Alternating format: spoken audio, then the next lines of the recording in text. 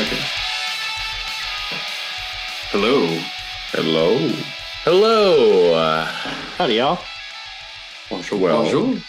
If you've wandered the dark corners of the internet, such that you've clicked on some buttons and you're listening to us now, you must have two things going for you. Two? One, you like sonorous tones. Two, you like Age of Sigmar. Maybe you're a third one. Maybe you like us. Welcome to Always Strikes Last, a podcast where we talk about competitive Warhammer and being human when we do it. Yeah. Two things that coincide very well when they're done right. I'm a reptilian man. I'm definitely not human. But I do like Sigmar. This is awkward. You're never self-identified before, and you blended in too well. Listen, we're here for you. We accept you. SoTech is wonderful. Okay. I truly consider myself a crock cigar. Worst one. Spin. Wow. I do have a big enough forehead as like a crock cigar. Do they have foreheads? Okay, now I'm going to look at pictures of big ass alligator. I'm sure it's got a forehead. You know, like if early 1900s, they'd measure each of us with a caliper to determine that or something. Yeah. Definitely ornery like an alligator. Yeah. Crocodile, even. I don't know. It'd measure us. Love Crocodile Rock. And then we'd all get dysentery. Yeah, exactly. Die trying to cross. Yeah. 20d6 fall damage. It's great. Well, to be fair, guys, at least half of you are in the Pacific Northwest, so your ancestors are the ones who didn't get the dysentery in the Oregon Trail. Well, I mean, it depends on how we got here. I got here by the miracle of flight, which would have really probably pissed off my ancestors because they're like, how? What?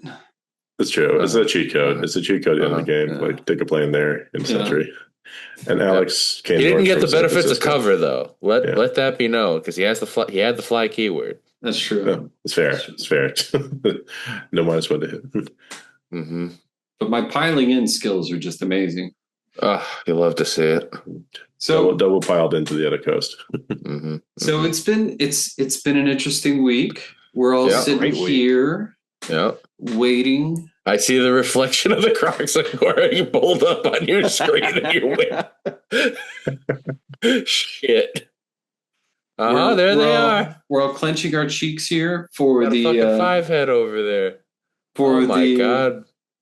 For the battle scroll, right? Oh yeah. This will be battle scroll day when this comes out. Yeah, that's true. There we go. Let's make this nice and big. Oh baby. Yeah, there we go. Oh, wait. There. Yeah. Okay. So much will change, much will not change. We'll see, I guess.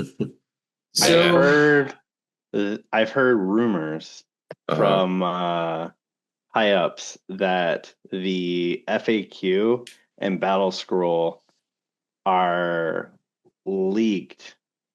And there is a separate one for all the Scourge Guy ran. So, that would be really spicy. So I'm sure then that half of our listeners have seen the leak then, if that's the leak you're talking about. And then Scourge Guy ran. Stuff. I am interested in there's a lot of game-changing stuff there that needs some work, huh? Yeah. Oh, Zenestra, you silly woman, you. What a lich. What a lich. I mean, to be fair, I mean, referencing this leak, the leak that doesn't address it is already will be interesting to see what that happens if that's the reality. There's so much stuff in the Scourge around where if we just assumed it was all going to be untouched and stay the same, I mean, lists are being built and continue to do very well, premised on some of those war scrolls just remaining blessedly the same. So I'm really curious to see what comes down from that. Well, we have 4 days from battle scroll to LVO list due next week. That's going to be wild for you guys. Too much. Anybody going is going to be really focused on just hard pivoting if their whole thing gets destroyed. I'm not working right now, so we're I'm going to be grinding. So in that true gamer in over that there. case though, what do you expect to change? Let's say you lose 250 points from your list of choice. How does that affect your army build? Let's just say hypothetically. I'm not playing any of the S tier armies right now. So you're rocking some ogres lately, yeah? I expect KO, cities, dock. Yeah. Probably actually not even dock. I expect KO cities, One unit from Doc. 1 unit. I expect like the top 3 to just go down a whole notch, like hit real hard. Like Cities is just going back to the Dark Ages. KO is going to the Dark Ages. Yeah. I expect a couple small changes. I expect the S tier to go down to B tier. The A tier armies to go down a little bit, and then other armies to just like the B tier armies to just really kind of reign supreme, kind of. Like armies I'm expecting to do really well now are the 20 Blade Lord, Invulnerable Blade Lord bomb army. I expect that to be like top of the list again. Gross. I could see that. It's already pretty menacing, but I think to the point you made a little earlier, a lot of that for me hinges on whether or not there are changes to some of the scourge around stuff. If that Light of Eltharion gets messed about with, some of those builds could change. I expect the Soggy Black Coach to take a big hit. Mostly just in its armor sage. I don't think it needs any rules change. Just get in line with its book. armor sage. Yeah. Oh, you mean adjusting it up to be like the other Night Hunt? Yeah, that would make sense. Because right now it's a 4-up. Unrendable, but you can all out defense make it a 3-up unrendable because with the change to ethereal. Super gross. So, yeah. Yep. Okay. It's sweet. This is fair. So we're honestly in a time of chaos, and I'm feeling it too. I have like a list finalization for a team's event that I finally get to go enjoy. And nothing I look at right now is like clearly set in stone because we don't know what it's really going to be.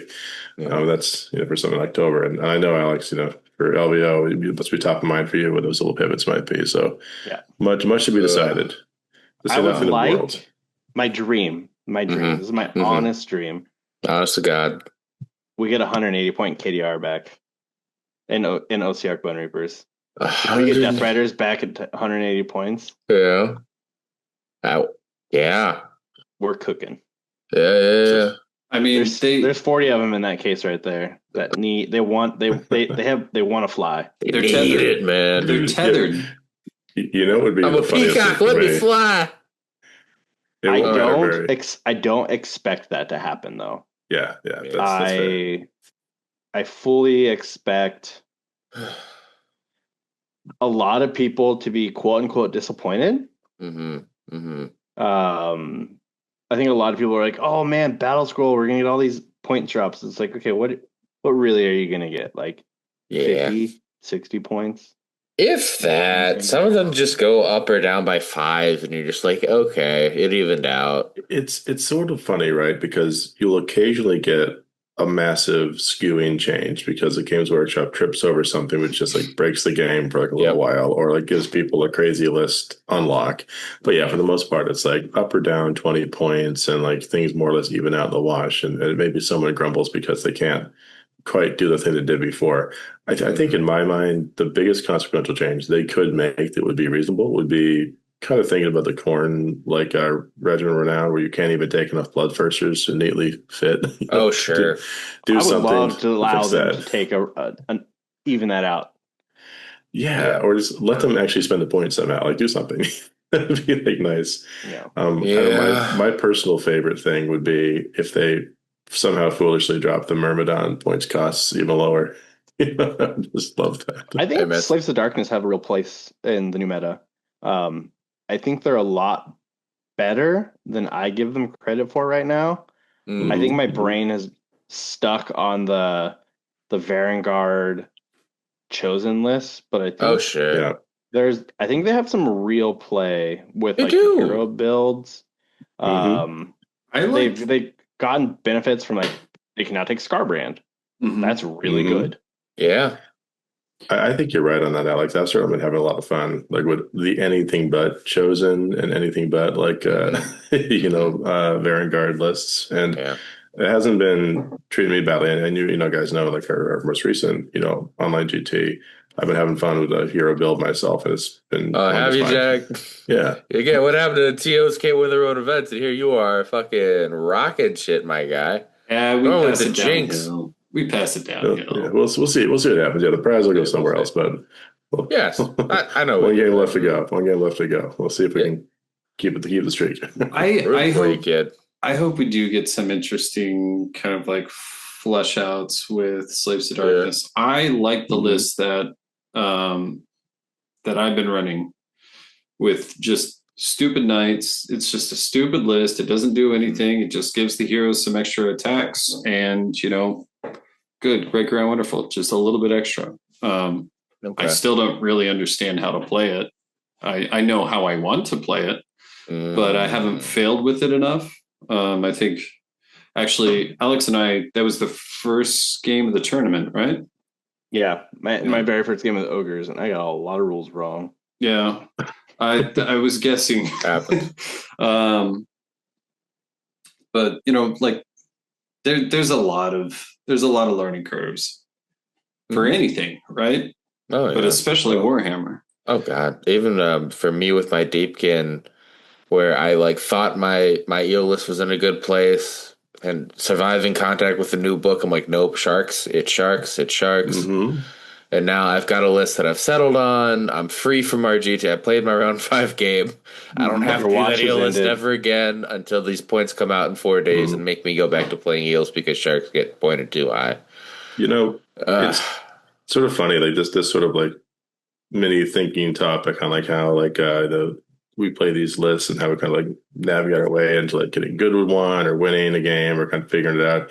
Kind of reminds me that we should, I think, had to raise one topic for our listeners that one of our patrons actually suggested. And I think it'd be a really good one to focus as part of our discussion on today, which is how to get that like incremental bit of better as you play games and events and sort of start, refining your approach to these tournaments. So like, you don't have to go in and get the 5-0 and tear down the house and walk away, like leaving nothing behind in your wake. But you can go from like the 0-5 to the 1-4 or the 1-4 to the 2-3 or the 2-3 to the 3-2 and just kind of figure out, what those little things are you can do consistently to sort of slightly incrementally improve over time. And it's sort of an art form, something that you can never kind of ignore because we go to these things to have fun, but we all like to win sometimes. And there's ways to work on it.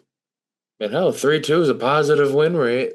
Nothing wrong with that. I know. Some of my proteges or people I've been training up from former 40K have done back-to-back 3-2s of GTs, and I've been they went from like 0-5 crash outs to back-to-back 3-2s, and I can't be more prouder of them. Yeah, which is to them is my 5-0. So that's so this is the fun one then. And the interesting thing is too, like the larger a tournament gets, 3 and 2 is actually really good. Oh yeah. I don't know if we're going to start anywhere. It's look at the scale of what you're trying to do, right? Like understand that a 5-0, especially if you're going for a large tournament, is rare, hard, and something that people spend their entire lives on, right?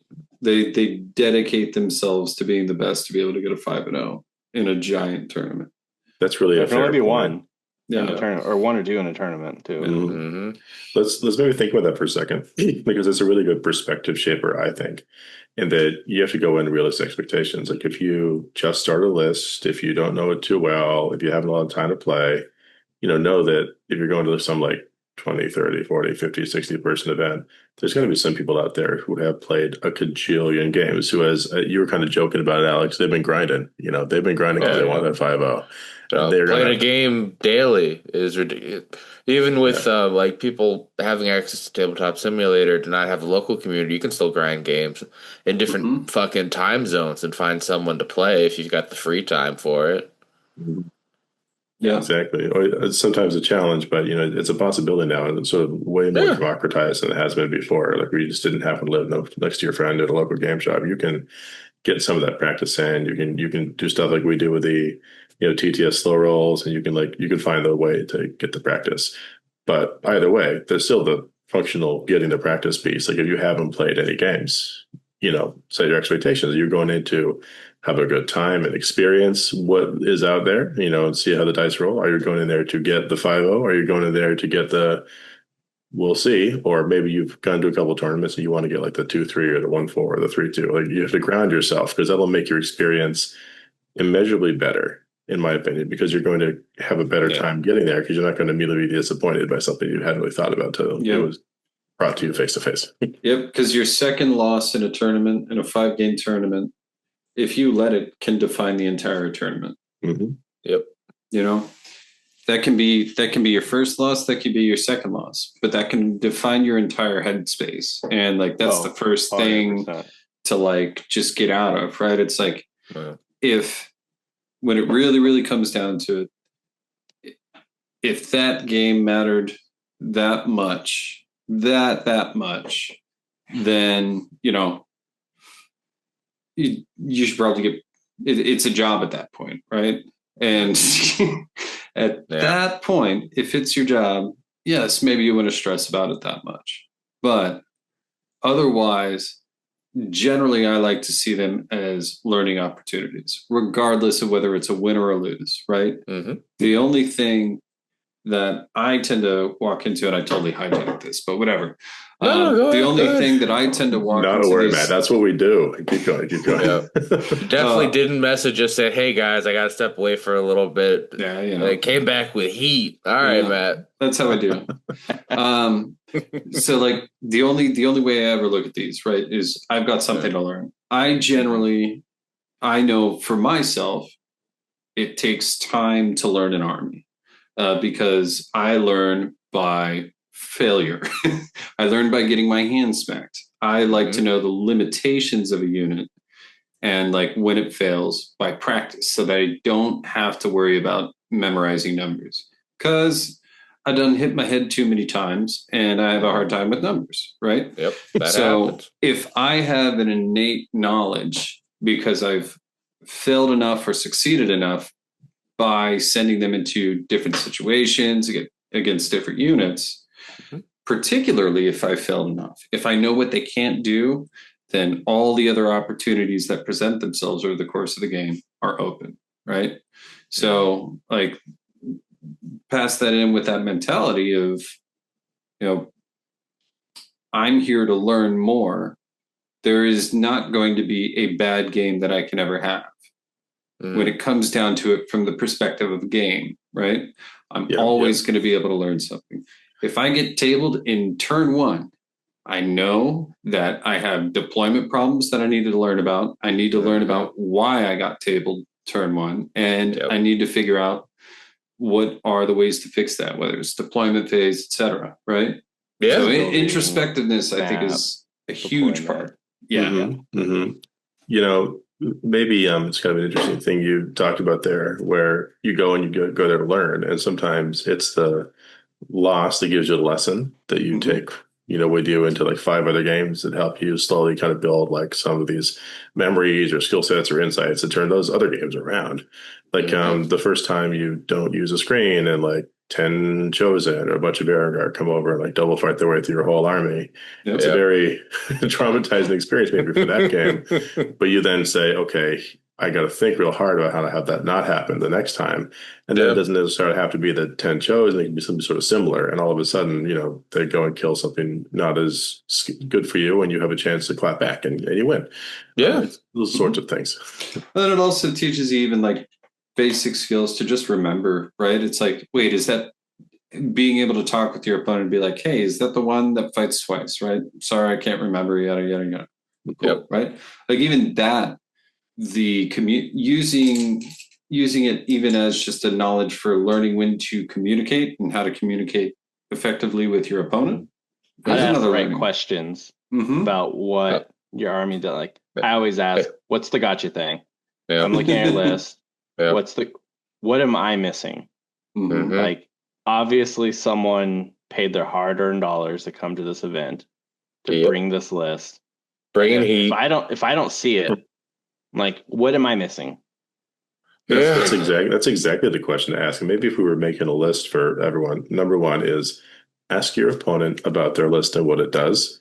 Don't just assume, because there's a lot of stuff they'll tell you, right? I mean, how often in our community do people not want to talk about their cool thing? I mean, even if it's like an aha. People want to share why they built their list around some neat concept. And everyone's, ladies and gentlemen, are doing a little bit enough to like tell you about the things that you might miss, because no one generally wants to be winning the game because you totally missed the big shiny red doom ray they sitting there. Yeah. Like if I'm playing against Rocco, I know if I kill his turtle, he's going to be demoralized as a human. Oh, horribly. Yeah. As my for it months. shouldn't be this way. However, my list goes, it goes in the back of that fucking turtle. It always rolls above average when it shouldn't. It always does more damage than it should. It shoots really good.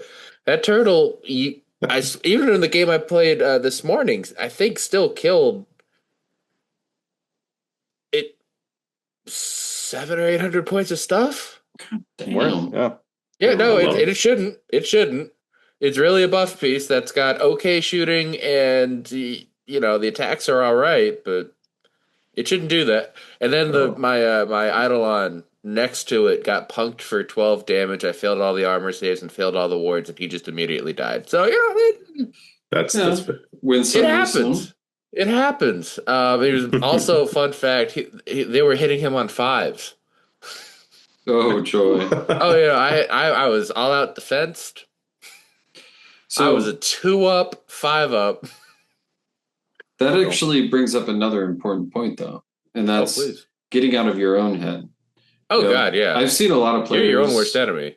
Yeah, I've seen a lot of players just be like, oh, I'm never going to get this. He always fails on this, or yada yada. And I'm totally guilty of that about like very specific characters, right? Like, I will always say, oh yeah, it's that one fights twice unit. Every time is that one will talk fail it into existence. Yep, and you talk. Some people too play too cagey around stuff like that, and that causes them to lose. Like I notice that happens a lot when I play games. Like I'll have like my hammer behind the screen, and like I'll slowly like start inching it, and they're like traumatized by some previous game experience where 8 Iron Guts just walked through and dominated with fighting twice, killed their whole army. It's just like, well, the odds of that happening are not very good. But if you're going to play cagey around it and not, interact with me, like you're going to lose the game, bud. Yeah. It's about standing on circles or getting objectives. Yeah. Yeah. You got to go and you got to play the game if you want to win it. That's I think like a fair thing. As Yogi Berra as that sounded. I think there's something in that too. I know it's a little anecdotal, but it's interesting, right? That sometimes you send it and you got no one to send it, but sometimes you just got to put it there and force your opponent to react to it. Because you don't know what they're going to do, and sometimes it will do exactly the wrong thing. It'll make your plays either clearer or they won't engage. Like you said, maybe it's 4 turns at the center of the circle, and then like they successfully save the lives of their unit, and you have all the points there, or something like that. Yeah. I will say Age of Sigmar is all about making favorable trades. Yep. Yes. Assume that all your units are going to die at some point. Don't get upset when your unit dies or something. You did a great paint job. It's Clan Rat. It's a Grot. They're there to die horribly. I see that a lot of time with newer players or like the mid-tier players. Like they legitimately get upset when like their Archeon dies or something like that. Like, dude, did you want me to just not kill Archeon and just let you win the game? Like, what did you expect me to do? The local game store I play at sometimes, I haven't played at in a while, but like I would show up with lists tailored to my battle tactics, and they would be like, why is your list just so good? It's like, well, did you expect me to show up with a list that's planning on losing? Yeah. Like, we're agreeing to a competitive game. I am bringing heat. Yeah. So first off, with the Archon, there's another check for bods, not gods. But 100%. But that does bring us to another topic that we've covered quite a bit. We've gone over it on a couple of episodes. But one of the ones it seems to be cropping up. There's a certain amount of players. It's like it feels like a much larger pool than I expected, and I think a lot of other people may have expected if they were like in a silo and not looking around and seeing the frustration. And that's, some people are having some really big troubles with the battle tactics and choosing and building an army around it. Yep. And that's an interesting conundrum. And I want to know what you guys think about this, because I know I have my random tendencies, not very random, the very one-trick pony tendencies for battle tactics. But like, what do you guys think? Because now we've seen the edition is maturing a bit, right? The battle tactics or the GHB is maturing a little bit to the point where everybody kind of recognizes the names of every battle tactic. We all kind of know, oh, you see these, there's probably a certain thing they're going to do, right? There's no like, oh, which one is that again? Like even in just casual play, right? Yeah. So like when you guys are sitting down to get ready to make an army, where do you start now? And where do battle tactics come in those phases? Do you start at battle tactics or do you start at army composition? Who wants to kick this one off, Alex? You feeling it, or I can? Yeah. Well, for me, for instance, if I pick an army and like I have an idea, I start with a concept. I'm like, okay, I want to play either a turtle army, I want to play either an alpha army, or I want to play a mid game army, like a middle of the table kind of sit on circles list. Like that's how I kind of classify like armies. Like I personally always lean towards what I mean, people have heard me say it ad nauseum, 5-turn armies. I think you have to kind of play those now. They're essentially key. I concur. Best way to play the game for me. Oh yeah. And then I take a look at what the army has at its tools, and then I usually start with the tactics. So I think right now a majority of armies are picking either Master of the Paths, Restless Energy, and or Intercept and Recover, some combination of those three. Yeah. I think those are just so much Intercept and Recover.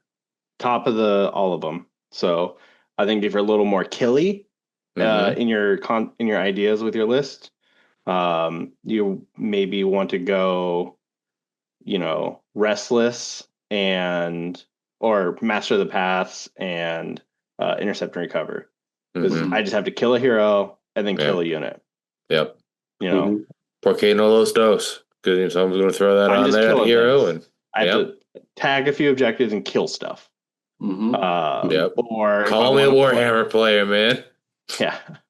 I want to, if I like playing Master and Master of the Paths and Restless Energy, that's my 2 cards. I pretty much that's what I'm doing for all my lists. Because I know for those me scoring those are up to me. It's not up to my opponent. My opponent can't randomly go in and tag me on scouting 1. No. And or shoot me off the board, or, out if they take the turn and I'm a higher drops and they kill all my scouting units, or if the map gives me a full half table edge and I have to send 3 units in their side and they're lower drops than me, odds are I'm not getting scouting 1. Yeah. And that's going to be 2 out of 3, maybe 3 out of 3 or 2 missions on a GT pack. Yeah. So I'm not, if I can take other things, extra, things that are not in my control out of the equation, I'm going to do that. I want to be the person making all the decisions. That's how I'm looking at it. You got management written all over you, Alex. Oh yeah.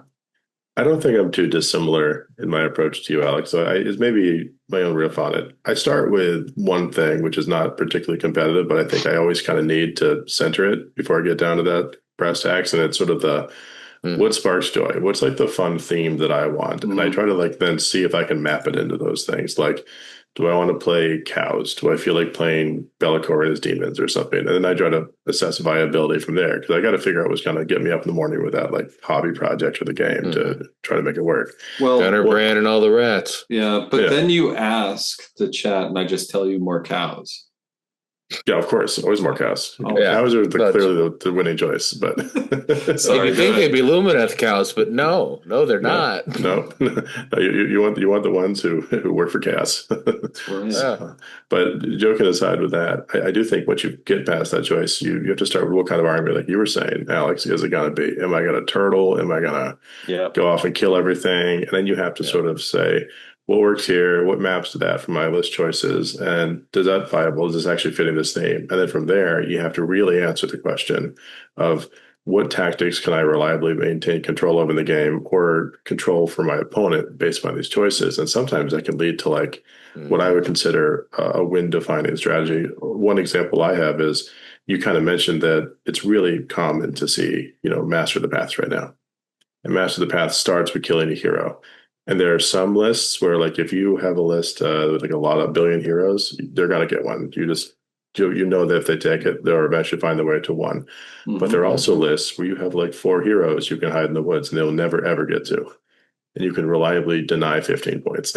Yeah, most games, and you can sort of build around that sometimes. And in terms of what I want to score, it's similar. I want to do the things that I know I don't give my opponent a lot of agency on.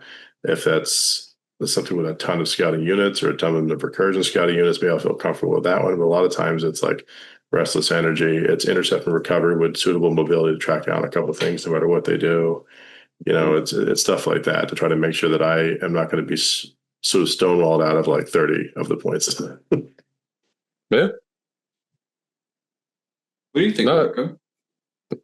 So for me, all right. So for me, I am a very reactive player where, Alex is, beating his own drum going for he's controlling everything. For me, I have found my own personal success as I need to build my lists around speed of my units, and then I can push and pull off of what my opponent does. I love going second. I love saying, okay, cool, go. You do this. I'm going to give you as little information as possible. Make your choices. And the moment you make a mistake, I'm going to jump at you. And I try to pick my tactics accordingly. Even, with all the talk with, what was it, Restless? When, no, Raffle Cycles with, if you're the underdog, you can go and get that. I love that shit. I love movement. I love my teleports. I love, really, it's order armies is what I really love at the end of the day with all the speed and all the tools. But, give me a toolbox.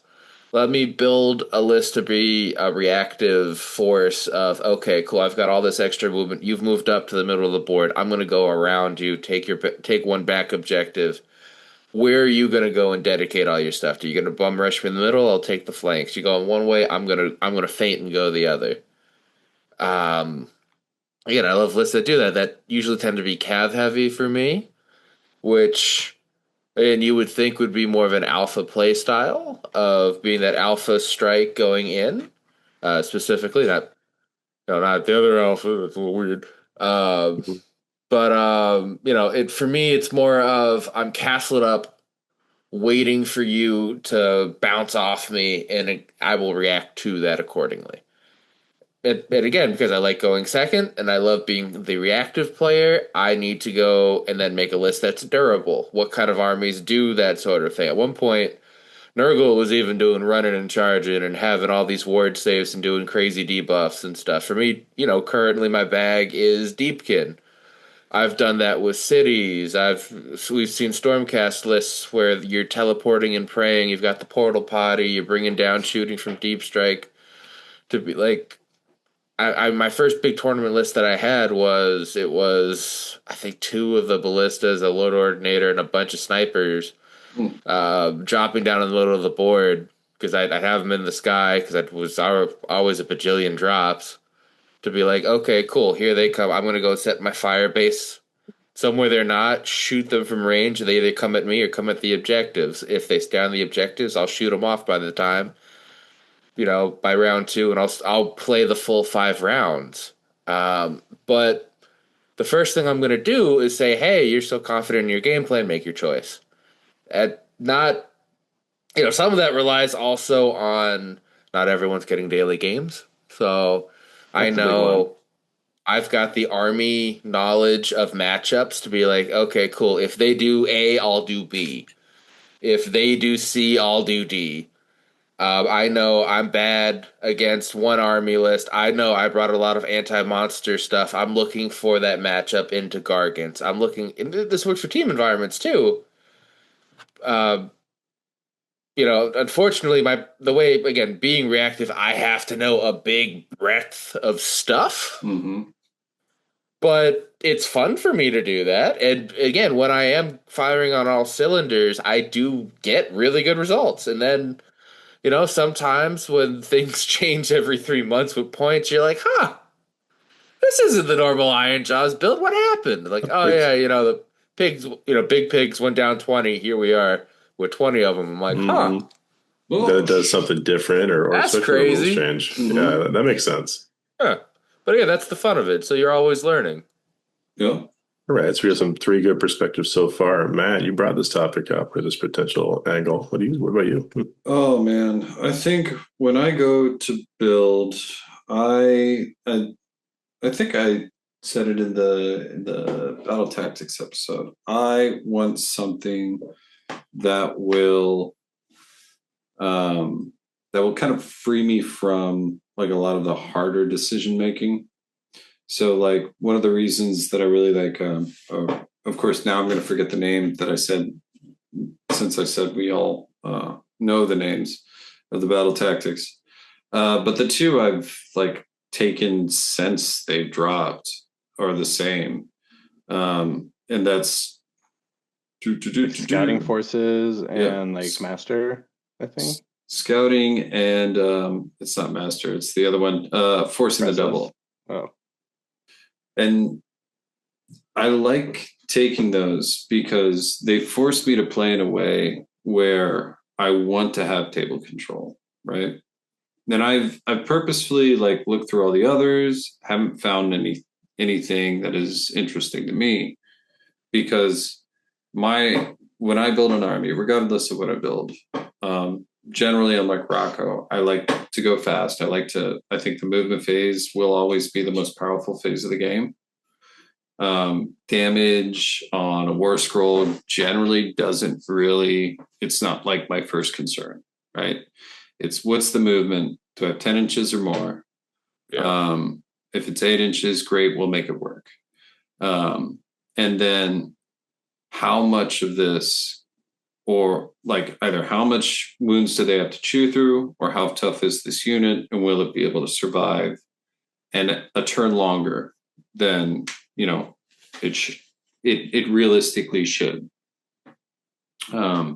So when I generally go for a lot of these armies, actually pretty much every single army that I build has some kind of shrug, has some kind of way of healing quickly. I start out like very much like, okay, what's the one sub-faction? I don't care about any of the damage. I don't care about a debuff. I care about how do I ensure that I have more chances of healing back and keeping these units on the board longer so they can move, take objectives using speed. And then by taking objectives, especially in this GHB, that means getting more points than your opponent, right? How am I consistently getting more points than my opponent using board control so that when, and most of the time it's an if, not a when, a mistake happens or a situation presents itself, I can capitalize on that. Now, part of that is like, okay, I only take the units that I know. I take two of the units that you normally want one of, right? I build in redundancies so that I can I can have 2 chances to fail with the same tactic, right? Yeah. So for me, a good way to look at it. Yeah, I prefer to increase the amount of units on the board, generally making me go last, but it's actually kind of fairly easy to finagle nowadays because some people really like going last or first. And I just don't really care. I say these are the things that I'm going to do in the game. I'm going to be moving up. I'm going to be getting the objectives. Generally, if I'm getting the objectives, scouting force is going to be very near in the periphery for what I'm going to be doing, right? And if I'm going ahead on objectives, that's forcing essentially a target priority for my opponent because they're going to want to double at some point, and usually earlier on, so that they can keep the points and score more, right? Yep. So that actually, I'm encouraging people to do the thing that you generally don't want to happen.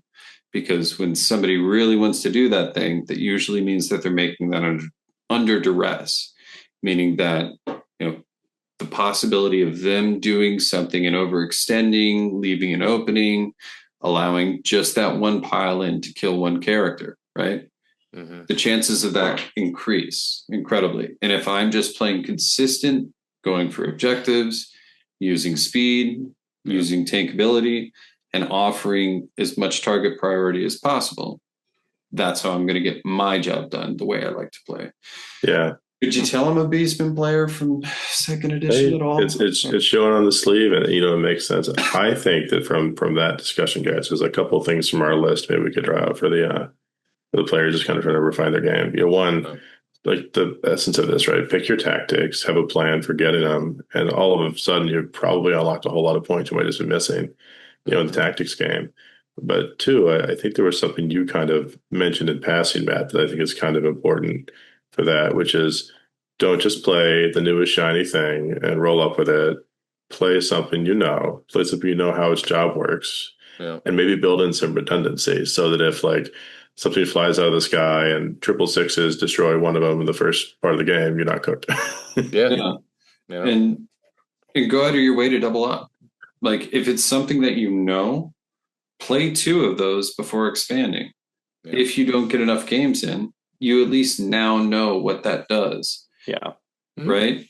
And unless something horribly goes wrong too in testing, like don't change up. Like take the L, learn from it.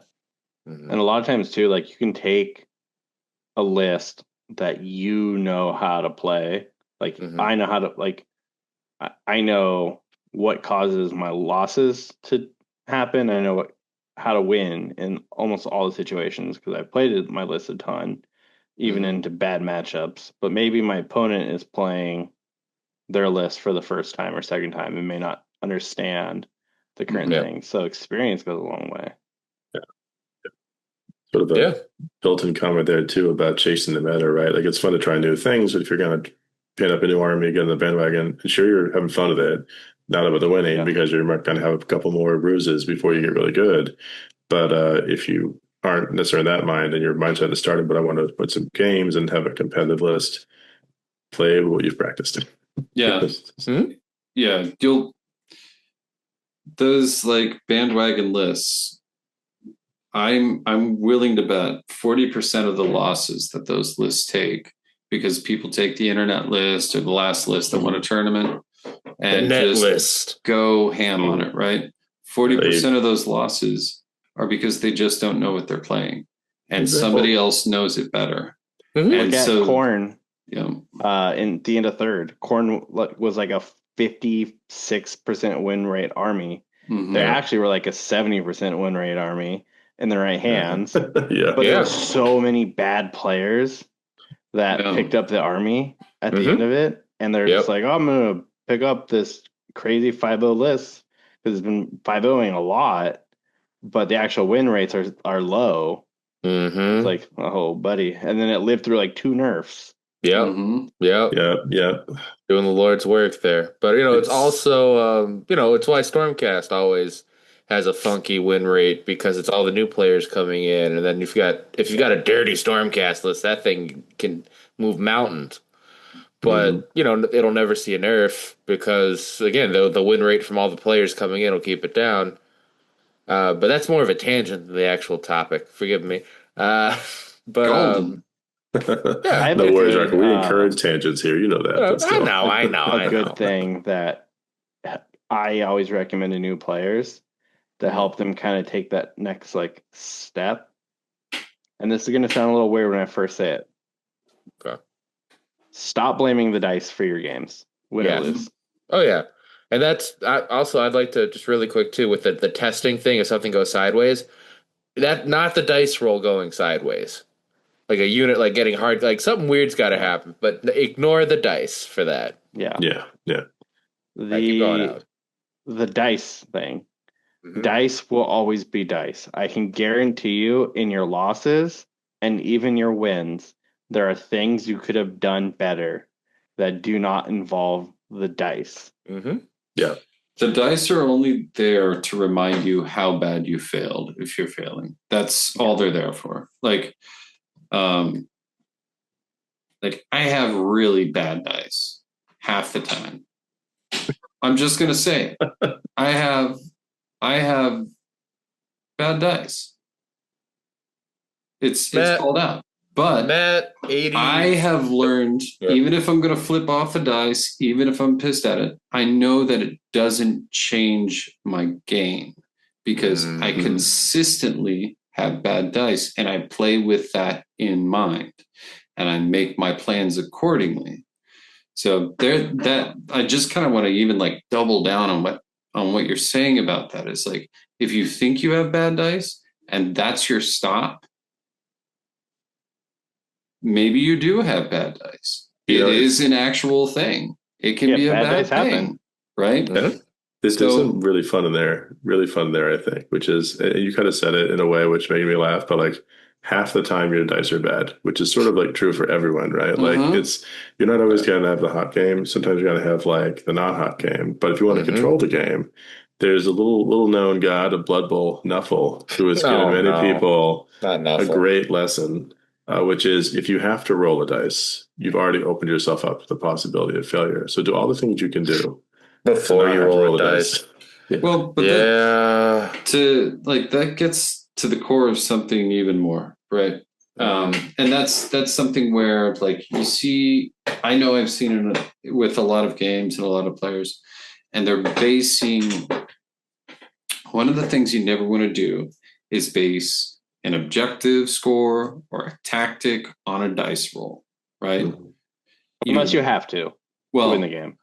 If you have to, then that's up to chance already, right? Yeah. So that's already up to chance. So that's not something that you're basing your tactics around. That's the opportunity. That's the only opportunity that you have to seize at the moment, right? So when I think about it, again, I think all of these dice rolls are going to be bad. How am I going to make it through this particular turn, right? So going in with that mentality, then I know where to double up, where not to, because I know the limit of the units, kind of building this sandwich of all the stuff that we've been talking about earlier, right? I know my rules. I know my failures. Yep. If I have a horrible roll here, I know the lowest average possible, right? Maybe 2 or 3 wounds get through from 2 units of 5 knights charges, right? That's happened more than I love, but it's consistent enough that I know I need to plan for it, right? I don't let that get in the way of going out and getting objectives, of charging in and knowing that I won't have to break anything, or saying, you know what, instead of doing that because my dice rolls suck, I think I'm just going to roll a dice to run and get the other objective, right? It's a way of committing. There is a very specific mindset that you always want to be careful of, and that's committing to a different thing than what you originally planned on because you don't think you're going to be able to do it. I think that makes a lot of sense. There's a difference between knowing you're not going to be able to do it and you don't think you're going to be able to do it. And that's practice, time, and knowledge of the war scrolls. I want to come back to an example that I thought of, but I don't remember the whole conversation. So Alex and Rocco, you guys had some thoughts of it too on this. Okay. But anything specific, Jack? Or I asked if you guys had thoughts on it, but before I went off. No, I'm sorry. I thought you were leading into something else. I'll hold it for a minute. Okay. Alex, you got any thoughts? Or like average units, or like not rolling. Right, not rolling dice. I mean, I've got plenty of thoughts on not rolling. I mean, dice. there's like so Maybe many not rolling things. dice, though. I guess when I bring this up, like you can look at like Matt said, like, hey, should I maybe have stayed on this objective? Maybe should I have like a lot of things I find myself not doing is not taking objectives when I don't need to. Like if I know a lot of objectives like 5 spread map missions, like I know I'm not going to score the max 10 on primary. I know I'm either scoring 7 or 8. That's sure. I'm not tagging a pair. I'm not tagging more. There's going to be one of those two that I'm not doing. But I know if I toe tap center objective or I toe tap a side objective, and I know my opponent has restless energy, why am I giving them restless 1? Yep. Yeah, that's smart with the tactic consideration. Like, why am I doing that? Or like with other shit, like thinking of what you're choosing realistically for intercept and recover. When your opponent has intercept and recover, it's like, okay, well, I know if I'm playing Archeon. I'm just going to use Archeon as an example. Yeah, sure. If Archeon dies in my game, I'm probably losing. Yep. Archeon's obviously going to be one of my treasures. He's also going to be the first treasure that gets burned if I get doubled.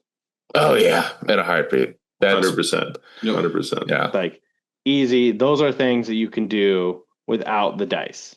Like, the decisions. It's like, okay, like, do I need to... When I judge units on the scale of 10 skinks to 6 Vanguard. Where do they land on that level of killing? I love this scale. This scale should be made visual by us at some point. It's 10 skinks to 6 corn marked Vanguard. Where do we stand? Where are we living? You know. Okay. Yeah. Okay, that makes sense. You know, I'll jump off of that and just add the little one I wanted to throw at the end there, because I think you hit it nail on the head, Alex. It's like, get your points, not the dice. You could just make the choice, right, to like not make your intercept recover target the thing that's going to be in combat and die. You can make it the one that you can preserve, or that is likely going to die if you lose anyway, like the Archeon. But there's other stuff too. Like if there's moments where you could roll a dice and there's like a 12.5% chance that it goes against your way and it makes a material difference to you, or you have the option to not roll the dice, always choose to not roll the dice option. Like one example, which is really silly, but I always think of with this is, if I have decided I need to get the 2 points for toe tapping some objective, and there's no feasible way for my opponent to stop me from getting it, unless I don't get my guy on there, and I just don't have enough movement I need to run, and I know that if I roll a 1, I'll be like a quarter minute shy of the objective.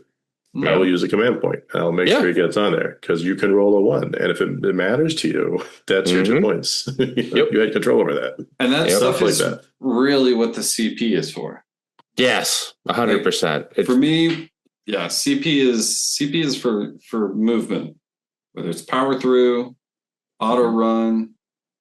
CPs are for ensuring shit to happen. That's the math says you should die. Cool, I'm going to use that CP and try to fucking live this out. I need to kill that thing. I'm going to overkill it because things are fucking weird in this game, man, and I need to go and make sure dice aren't a factor.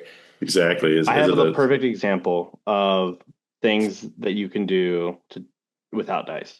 If I know, for instance, if I need to attack an objective and either my opponent is going to get priority, or I have to get priority. So if my opponent is doubling me to become the underdog, or I'm doubling, either way, doesn't matter.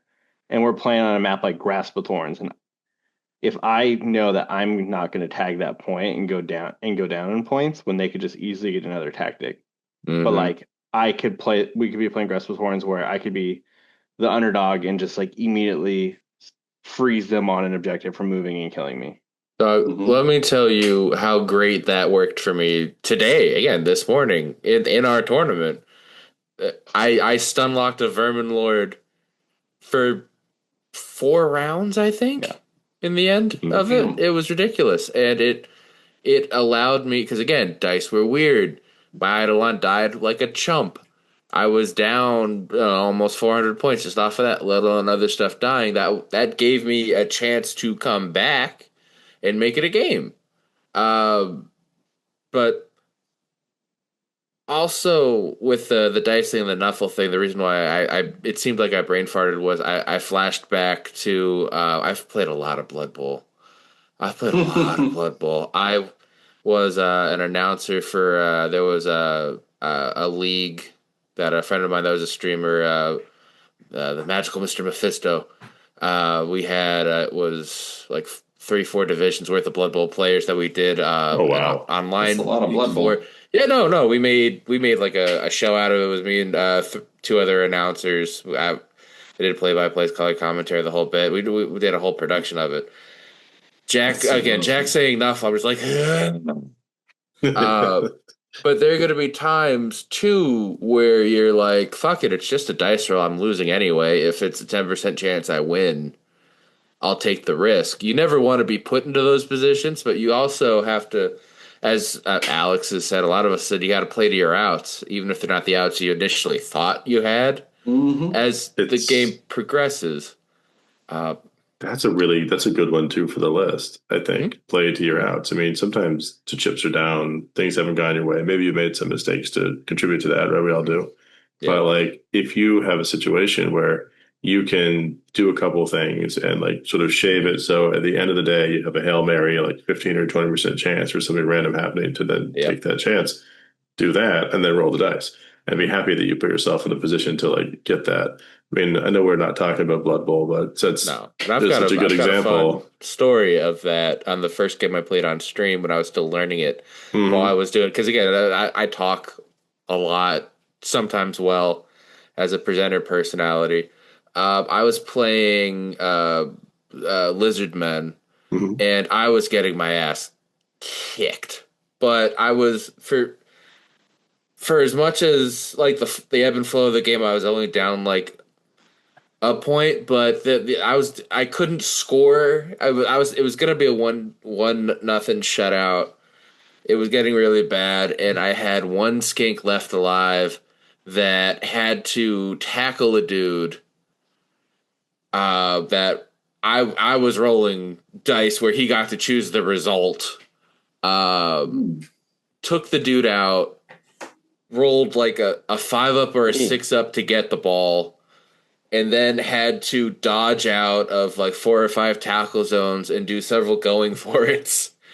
And it just became the phrase kink bullshit because that little fucker went from halfway up the field to go and score and tie the game as some crazy comeback thing that, statistically it was like a 2% chance of happening with all the things working. I was just hoping to move the ball away far enough that I could maybe fight for it later.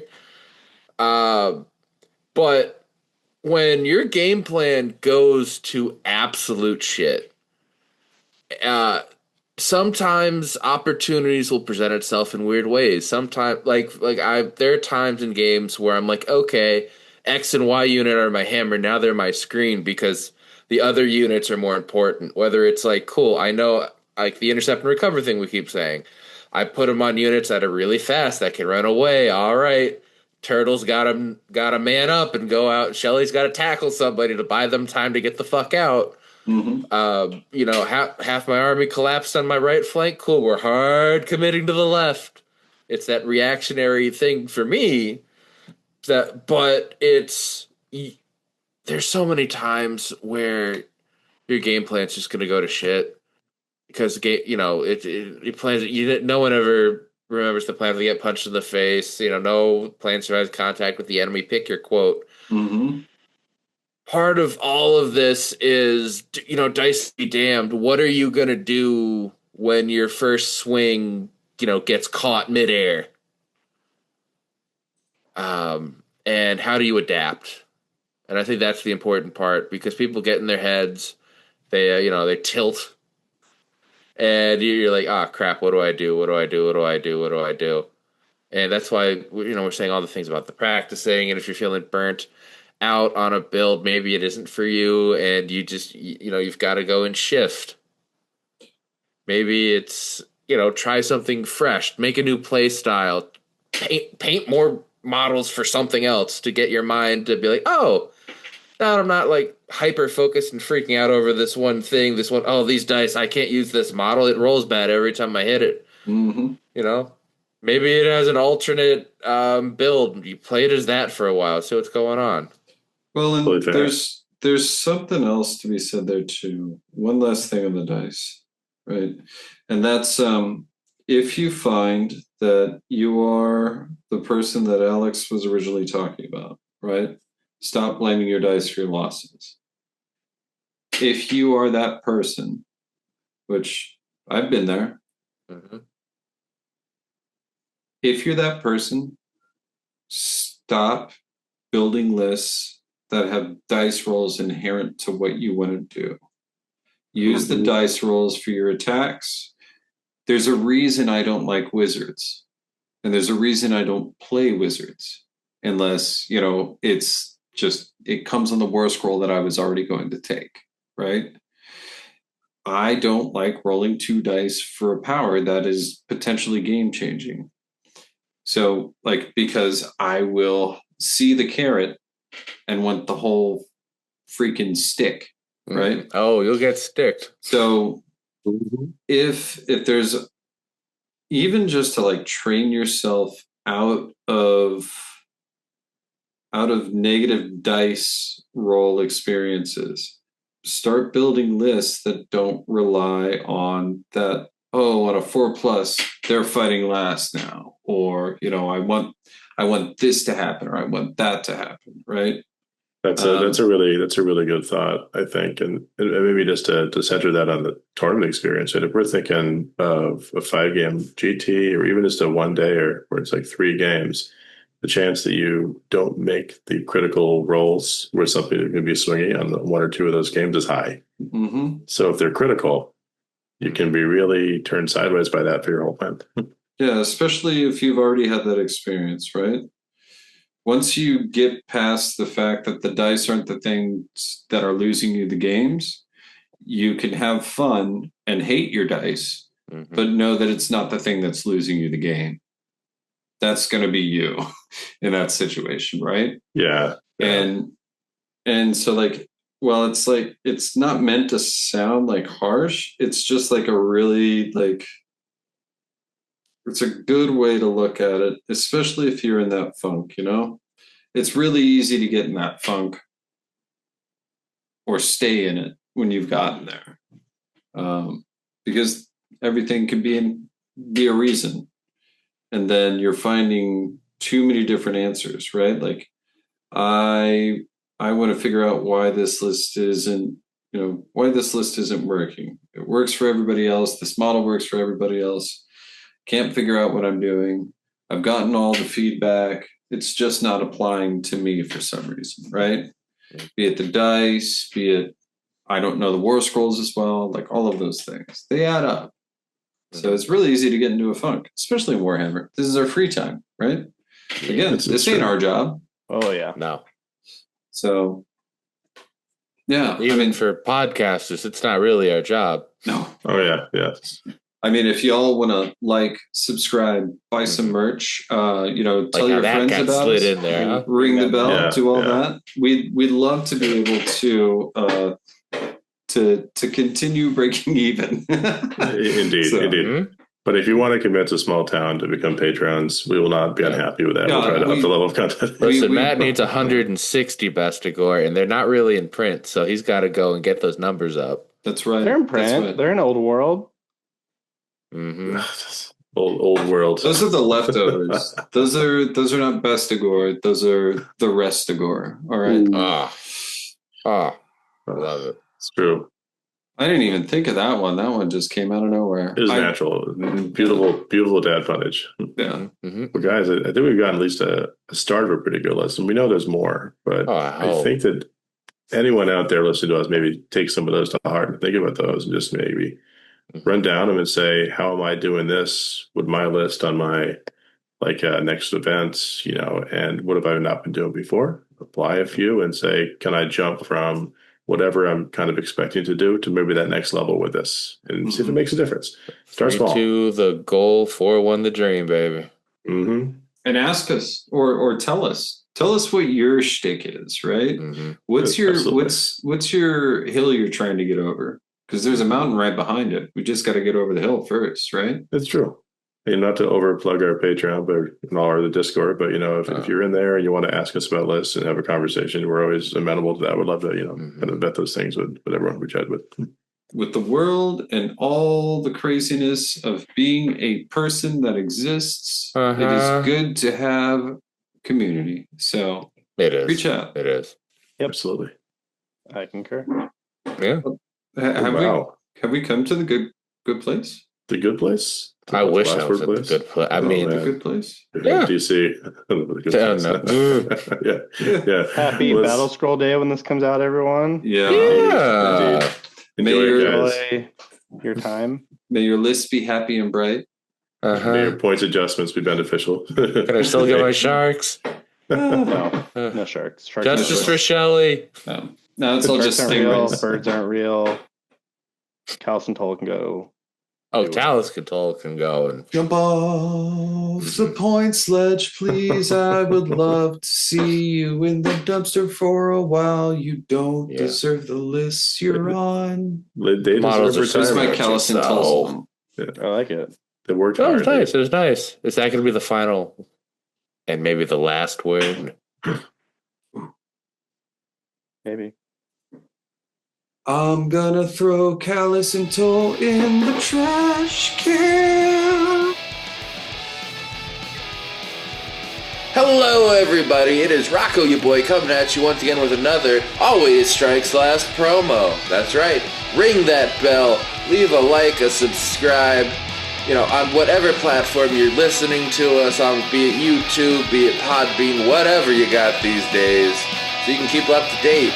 Don't forget, we have the Patreon, if you want to, give us a thank you for all the stuff we put out.